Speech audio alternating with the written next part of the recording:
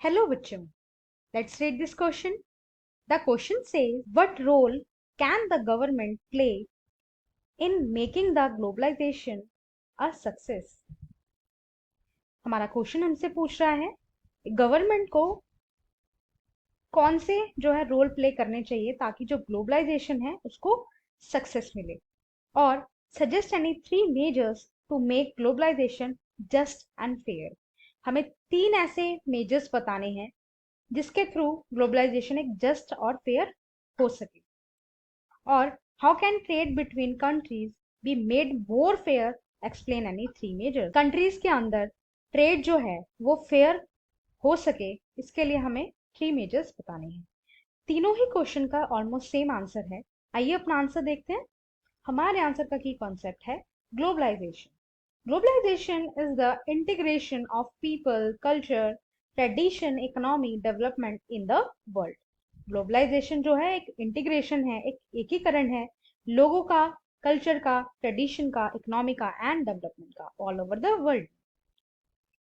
अब मेजर्स देख लेते हैं ग्लोबलाइजेशन को इम्प्रूव करने के लिए। First, government should prepare such policies that must protect the interest and not only of the rich and the powerful but all the people in the country. Government को जो है ऐसी पॉलिसीज बनानी चाहिए जिससे जो है ना कि सिर्फ रिच और पावरफुल लोगों के इंटरेस्ट को प्रोटेक्शन मिले, बट जो पुअर पीपल हैं, जो मिडिल क्लास पीपल हैं, उनके लिए भी जो है पॉलिसीज गवर्नमेंट को बनानी चाहिए अपनी कंट्री में। Second, government can ensure that labor laws are properly implemented and the worker get their rights. Government को ये इंश्योर कर लेबर लॉ हैं वो प्रॉपरली इम्प्लीमेंटेड हो भी रहे हैं नहीं, और वर्कर्स को उनके राइट्स मिल भी रहे हैं नहीं ग्लोबलाइजेशन के टाइम पे। Government can receive some items exclusively for the small scale and local producers. Government को जो है जो लोकल प्रोड्यूसर्स हैं, स्मॉल प्रोड्यूसर्स हैं, उनके लिए कुछ रिजर्व करना चाहिए ताकि वो इस कंपटीशन के दौर में compete कर सकें। Fourth, if necessary the government can use trade and investment barriers like quota system, imports, duties.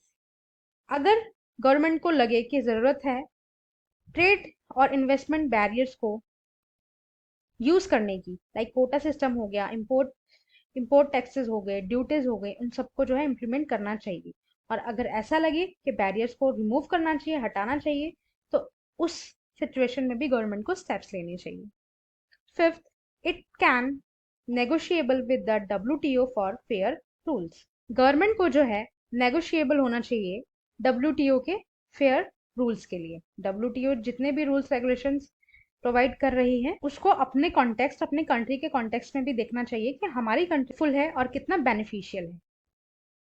Six, it can align with other developing countries with similar interest to fight against the domination of developed countries in the WTO। India को जो है alliance बनाने चाहिए developing countries के साथ जिनके similar interest हो, right, ताकि वो जो है फाइट कर सके जितने भी डेवलप्ड कंट्रीज हैं WTO, उनका जो डोमिनेंस होता है ट्रेड पे, बैरियर्स पे, पॉलिसीज पे, उन सब के अगेंस्ट फाइट कर सके, राइट। जितनी भी डेवलपिंग कंट्रीज हैं उनको इकट्ठा होके ही इसके अगेंस्ट जो है फाइट करनी पड़ेगी, तभी जाके ये सारे इश्यूज जो है हैंडल होंगे, राइट।